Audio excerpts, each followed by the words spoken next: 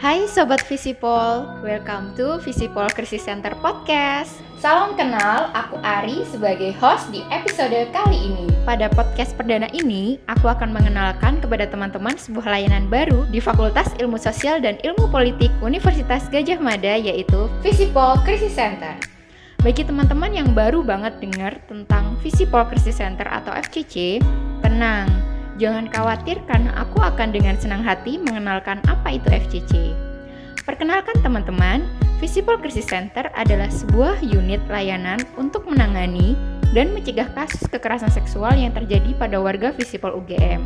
Yap, FCC tidak hanya berfokus pada layanan penanganan kasus dan pemulihan penyintas kekerasan seksual, tetapi juga fokus dalam mencegah terjadinya kasus kekerasan seksual dengan menyelenggarakan program sosialisasi dan edukasi. Nah, jika kalian mulai penasaran mengapa Visipol membentuk FCC, bagaimana perintisannya dan apa sih pentingnya penanganan kekerasan seksual di kampus, kalian harus banget stay tune karena di episode mewujudkan ruang aman Visipol kali ini, aku akan mengulas topik tersebut dengan menghadirkan dua narasumber yang luar biasa. Berbicara tentang pembentukan FCC, sudah hadir narasumber kita yang pertama yaitu Mbak Ayu Diasti Rahmawati, SIP MA. Beliau adalah salah satu dosen Departemen Ilmu Hubungan Internasional dan salah satu tim ad hoc penyusun FCC. Segera kita akan bersama-sama mendengarkan cerita dari Mbak Ayu tentang bagaimana proses perintisan FCC dan pembuatan buku panduannya. Selamat datang dan terima kasih telah hadir di Visipol Crisis Center Podcast, Mbak Ayu. Halo Ari, terima kasih sudah ngundang juga. Namun sebelum membahas FCC, mungkin kita bisa awali dengan isu kekerasan seksual. Bagaimana pandangan Mbak Ayu mengenai kasus kekerasan seksual yang terjadi di Visipol dan penanganannya selama ini? Sebenarnya kasus-kasus kekerasan seksual yang terjadi di Visipol tidak bisa dilepaskan dari banyak kasus serupa di kampus-kampus lain di Indonesia, begitu ya. Kesadaran tentang perlunya mekanisme yang diatur di level fakultas untuk menangani kekerasan seksual muncul seiring dengan semakin banyak orang yang menyuarakan isu ini beberapa tahun mungkin sebelum meledak betulan ketika gerakan Me Too bergaung di mana-mana. Ada beberapa kasus kekerasan seksual oleh dosen yang waktu itu sempat menjadi problem di Visipol tahun-tahun 2016-2017. Kemudian langsung disambung dengan kasus kekerasan seksual yang dialami oleh Agni. Tentu saja ini hanyalah dua contoh kecil gitu ya, karena kekerasan seksual adalah salah satu kekerasan yang jarang sekali dilaporkan karena penyintas atau orang yang mengalami kekerasan seksual sering mendapat tekanan sehingga mereka mengalami keraguan untuk melaporkan. Di banyak tempat di dunia memang kekerasan berbasis gender itu jadi salah satu kekerasan yang paling sedikit dilaporkan oleh mereka yang mengalami. Hal yang sama saya kira juga terjadi di Visipol ya. Kasus kekerasan seksual oleh waktu itu dosen EH dan kasus kekerasan seksual yang dialami oleh Agni ketika KKN hanya ujung kecil gitu dari gunung es kekerasan seksual yang terjadi di kampus. Tentu saja bentuknya pun beragam gitu. Di mana pelecehan seksual hanyalah salah satu dari bentuk kekerasan seksual yang mungkin terjadi di kampus.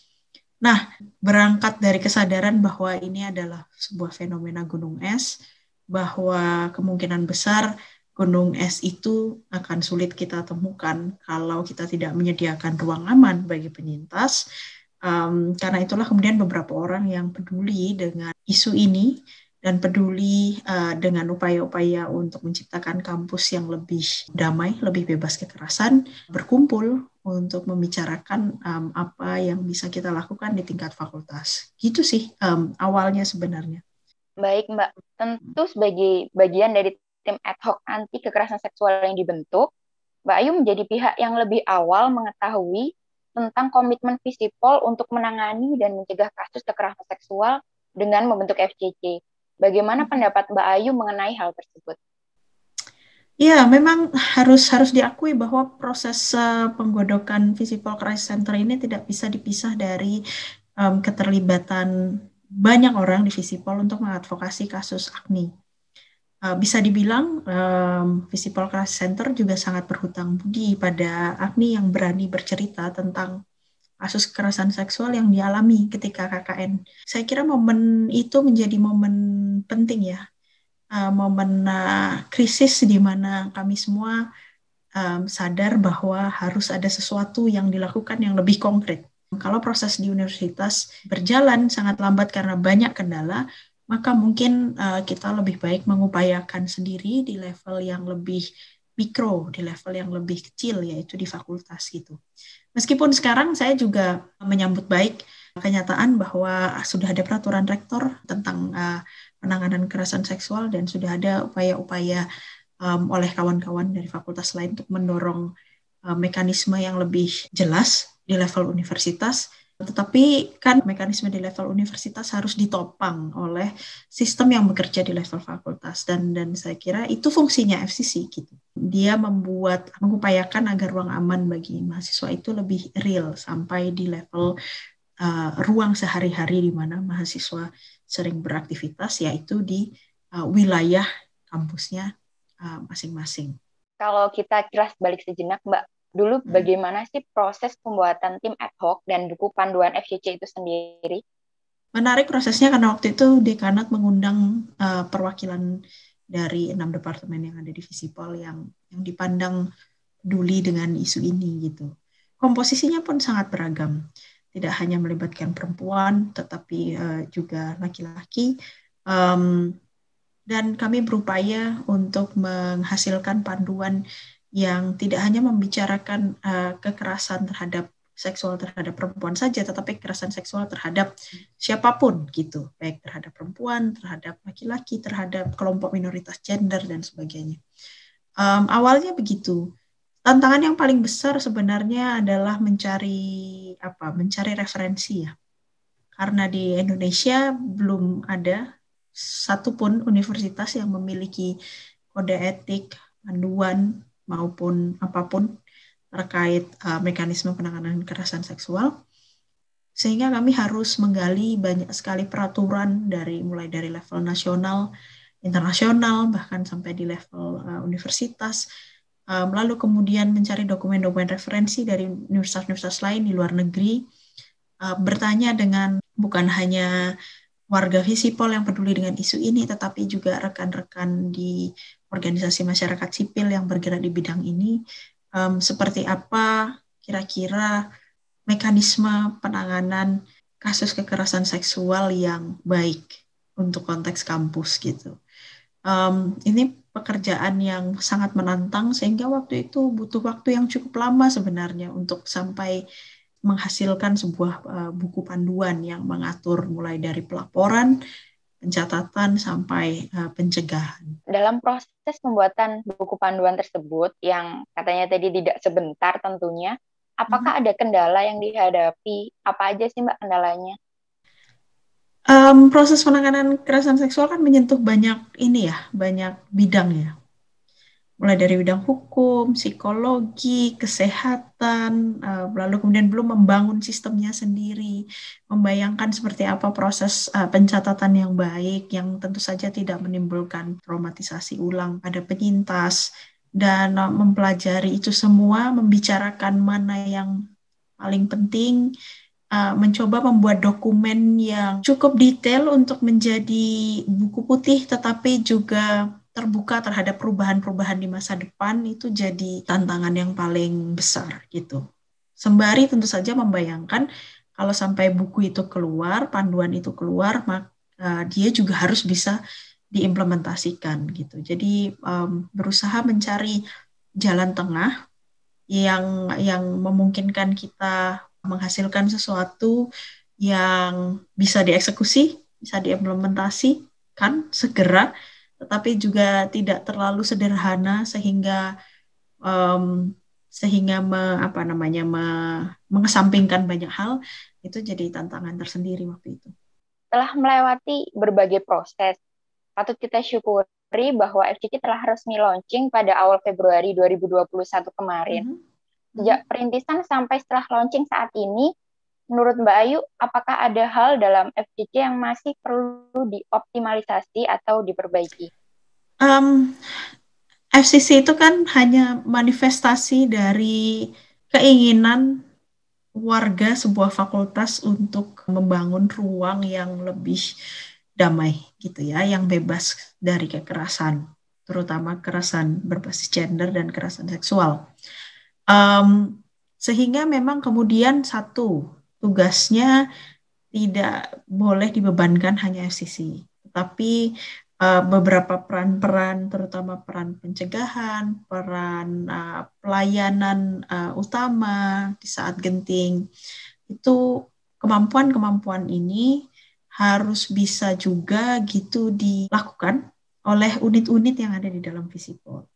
Nah, ini tentu saja pekerjaan besar dan mungkin tidak fair membebankannya pada FCC saja.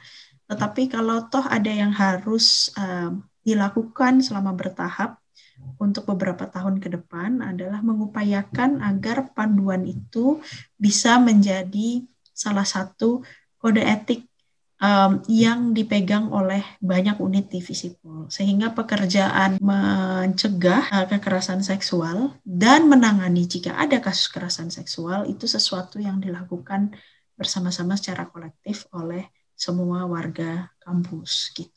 Nah, pertanyaan terakhir Mbak, sebagai salah satu anggota tim ad hoc yang merintis berdirinya FCC, apa harapan Mbak Ayu untuk FCC ke depan? Wah, kalau ngomong harapan banyak ya. Semoga harapan-harapanku tidak membebankan teman-teman ya. Dengan caveat itu tadi, ini harapan untuk kita semua gitu. Apa yang kalau dipikir-pikir apa yang dilakukan Visipol lalu kemudian UGM dengan peraturan rektornya itu adalah inisiatif satu-satunya di Indonesia sejauh ini sependek yang saya tahu yang berupaya untuk mengentaskan kampus gitu ya dari kekerasan seksual.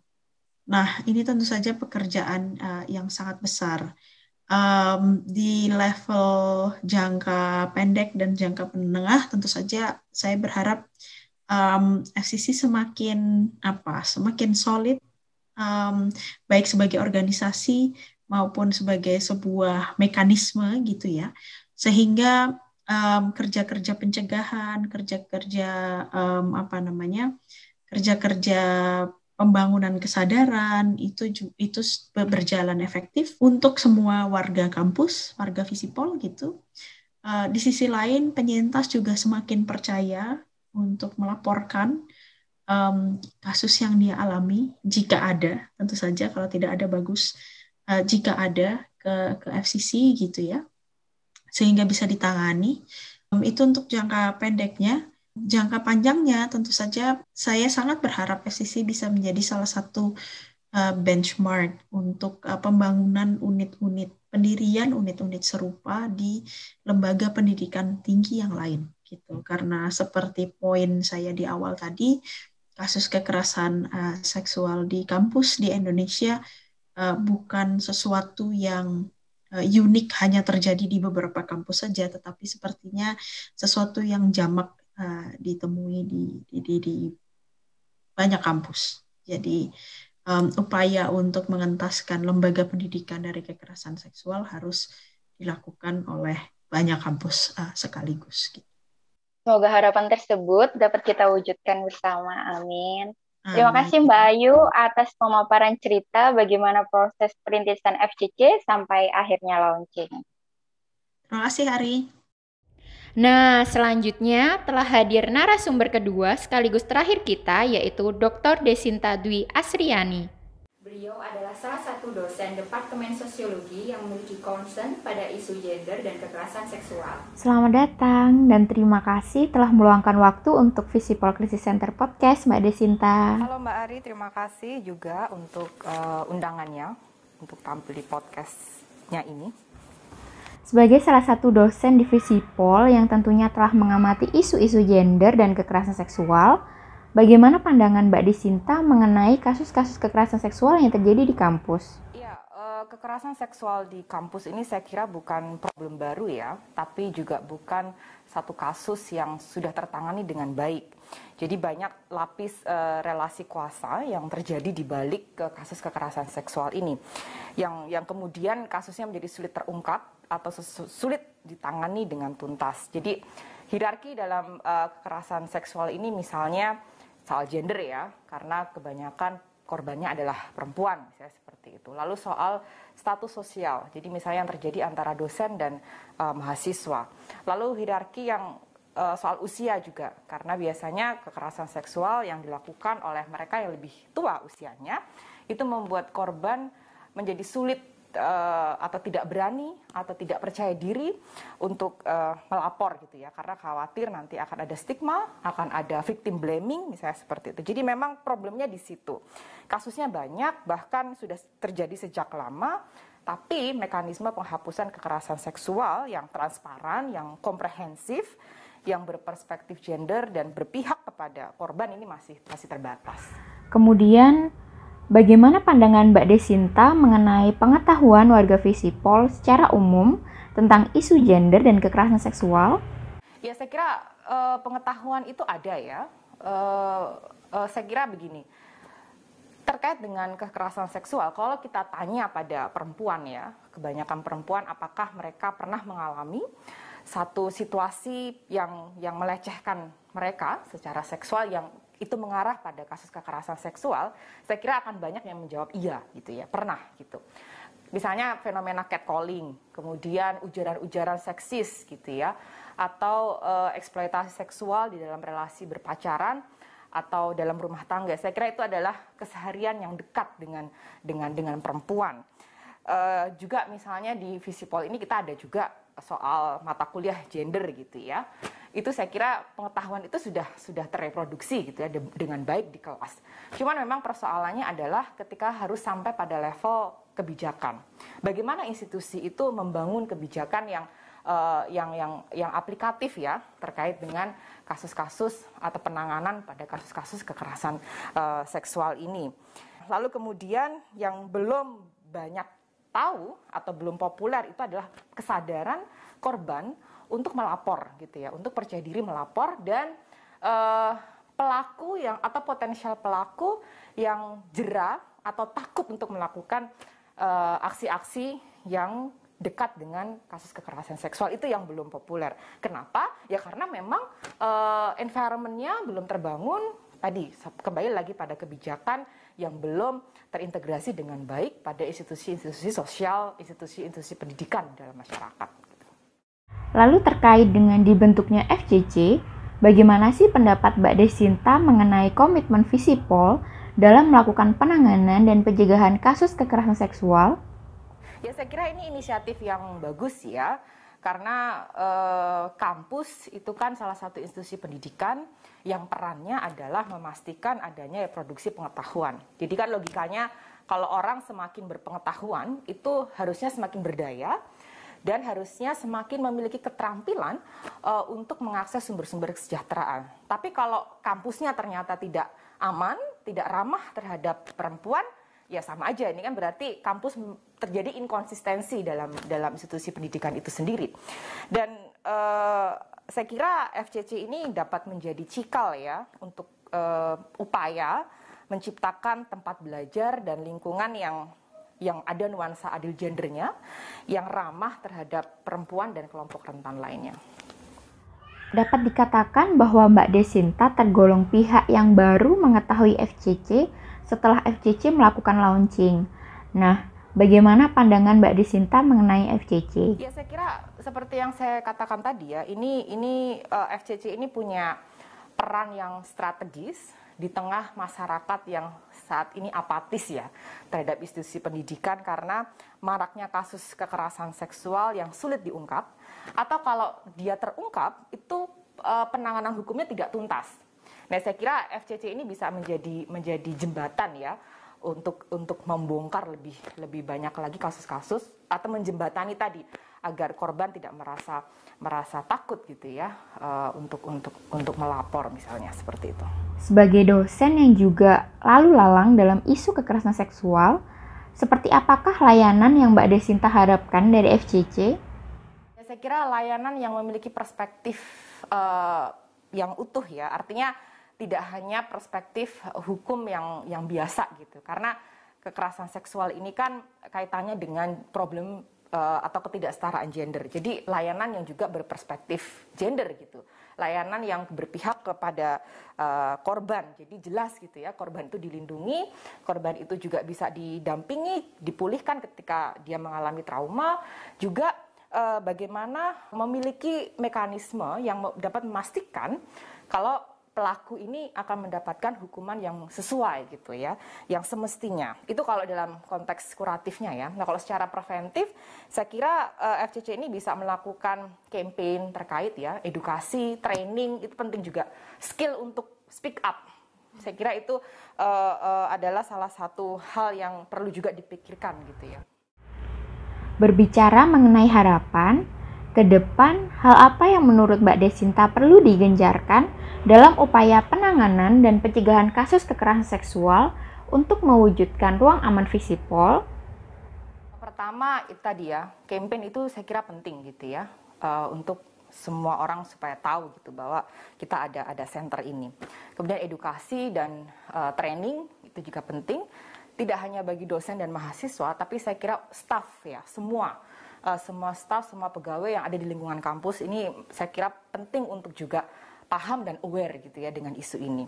Kemudian yang berikutnya adalah mekanisme yang jelas tadi, yang berpihak kepada korban. Jadi bagaimana pendampingan terhadap korban jika itu diperlukan, agar tadi sekali lagi ya, berani untuk melapor, berani untuk menyampaikan. Lalu kemudian mekanisme penanganan kasus. Jadi bagaimana memastikan pelaku mendapatkan tadi ya hukuman yang sesuai. Dan yang satu lagi terakhir yang penting adalah dokumentasi praktek baik. Saya kira ini sangat penting ya, dokumentasi praktek baik bagi seluruh program yang sudah diinisiasi, yang sudah dijalankan oleh FCC ini. Ini untuk apa? Ini untuk membangun trust gitu ya, bagi seluruh warga Visipol dan orang-orang di luar Visipol, sehingga mereka merasa bahwa ya Visipol ini aman gitu kan, aman bagi perempuan, aman bagi kelompok rentan dan lainnya, dan Visipol ini berbahaya bagi mereka, bagi para pelaku atau potensial pelaku yang memiliki niat untuk melakukan tadi praktek-praktek yang mengarah pada kasus kekerasan seksual. Terima kasih Mbak Desinta atas pandangannya terkait dengan FCC. Semoga ke depan FCC mampu memberikan layanan yang optimal, baik dalam upaya untuk menangani kasus kekerasan seksual maupun dalam pencegahan. Sama-sama. Nah, Sobat Visipol, sudah mendengar langsung kan awal mula FCC dan pembentukannya? Sudah paham juga kan bahwa penanganan dan pencegahan kasus kekerasan seksual di kampus itu penting? Boleh loh share podcast ini ke teman kamu agar semakin banyak orang yang aware tentang isu kekerasan seksual. Kalau mau kepoin FCC lebih jauh, kamu bisa langsung meluncur di Instagram @visipolkrisiscenter ya, atau menghubungi kami di hotline 0812 2791 2402. Thank you Sobat Visipol, mari bersama menciptakan ruang aman Visipol. Sampai jumpa di podcast episode berikutnya.